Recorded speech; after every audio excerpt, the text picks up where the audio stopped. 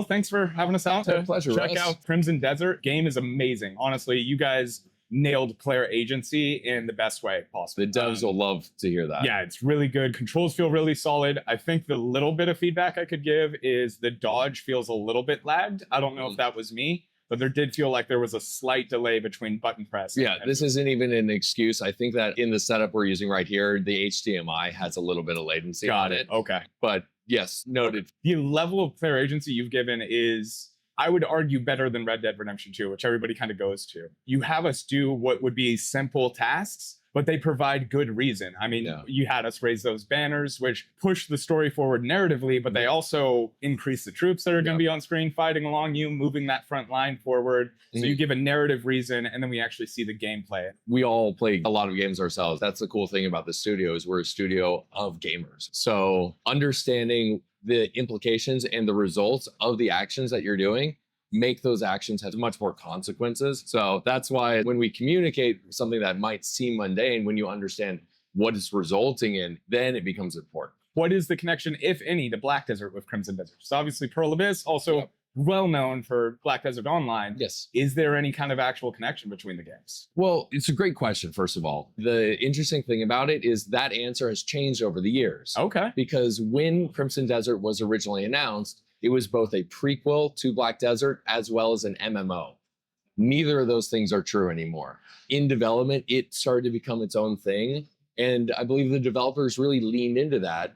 And instead of making and enforcing it to be what it originally was, they allowed it to blossom and bloom into a brand new genre, brand new type of game that wasn't held back by any prior conditions of it. Now, Crimson Desert is its own IP that's not related to Black Desert. It's a different desert, you could say. Yeah. And it's a single player open world action adventure game rather than an MMO. Speaking on that open world, how big is the game really aiming to be? I mean, it looks massive. Yeah. So in terms of gameplay timeline, what are they shooting for? We're not giving away specifics yet. We have a little bit of time before the game releases to reveal a couple of those things. But here at PAX West, we gave you a first peek behind the curtain. You saw a glimpse into the open world and the size and the scale of it. It's absolutely massive. We're using words very specifically to convey that. We call the land the continent of Pywell to evoke that size and scale. And it tells it. You guys nailed it on that. Combat on its own is incredibly complex, but I think you said it best. You give us a toolkit, and we're the carpenter that gets to decide what tool to use and how it's effective and whether or not we even use another tool in general. What's kind of your favorite moveset that you have? I mean, you've got the heavy spear weapon, you've got sword and shield, you've got magic. What is kind of your go-to for combat? Well, it's interesting because everyone plays the game differently. And if you try to force a specific playstyle on someone else, that might not be their cup of tea. Me personally, I'm crazy offensively aggressive. I never hit block. It's boring to me. It's like, I'm just going to wail on you and break your poise if I can. So I like, obviously, sword and board is kind of the light weapon. And then there's a warhammer in the game that there's a quick switch option of swapping between light weapon and heavy weapon in real time in a combo during the fight without going into any menuing. That animation into the swap into a warhammer looks like you're teeing off like Happy Gilmore style. And even on the boss, it sends him airborne. And he's like twice your size. So it's really, really fulfilling and rewarding to have that sense of power in the game with the weapon choices. So talking about the animations, they look incredibly smooth. How did you guys achieve that? Again, great question. Pearl Abyss at our main studio in Korea, we have the largest motion capture studio in all of Asia. In fact, we have 2 motion capture studios. So all the animations that you're seeing on the enemies, on the characters, all the fight choreography is mocapped on real actors. So that's why it flows so seamlessly one move into the next, because those are actual real movements that are mocapped onto the characters you're seeing in game. So besides the warhammer, the sword and shield, and the spear that I got to kind of play around with, what other weapons do you guys have that you can tell me are going to be in the game? Yeah, I mean, you said it best earlier. There's a lot of player choice in this. So we're not going to push you into like, you have to stay in this box.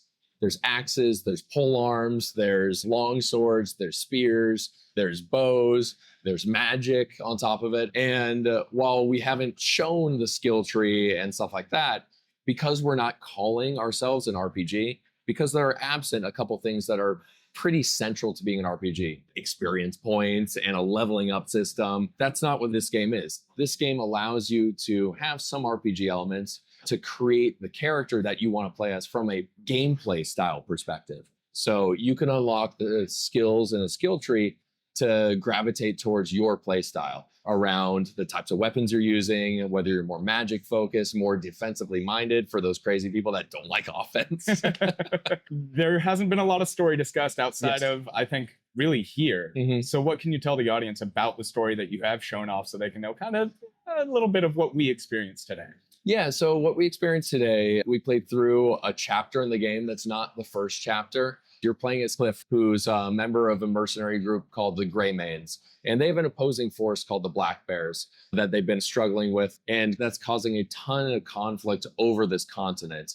Now there's a civil war that's broken out across the land. And you have to choose sides and help different factions to kind of reclaim power in this imbalance. The Emperor has gone into a magical coma, and that's created a power vacuum, and that's spawned a civil war. That's created this chaos. You're in the midst, in the throes of this chaos. You're trying to figure out what's happening and really trying to solve some of the mystery surrounding it. You mentioned choosing factions. Is that going to be a player choice, or is that a narrative that like, hey, this is the faction that Cliff ends up choosing and you're going to play through that? Or is there going to be player choice involved in those, if you can say? I'm being very careful about what I can say here. Sure. There is player agency around leveling up your reputation with certain factions. You saw it within the demo. You did certain actions and then your reputation within certain factions increased. You can choose to do that by doing optional content or not. What you're playing today was a critical path and main story mission. So in order to progress the story, this reputation would have been increased naturally in order to play through the game. I guess really the only other thing I've got for you is when can we get our hands on it? When do we get a full release of Crimson Desert? So really excited. Everyone's going to be able to play it Q1 2026. Nice. We're releasing it on PC, on console, on PS5 and Xbox Series X and S, as well as natively on Mac. Simultaneous release across all those platforms in Q1. Very cool. Well, Will, thanks again for having us here. It was a pleasure. Absolute pleasure. Look forward to keeping in touch with you. All right. Thank you so much. Thank you.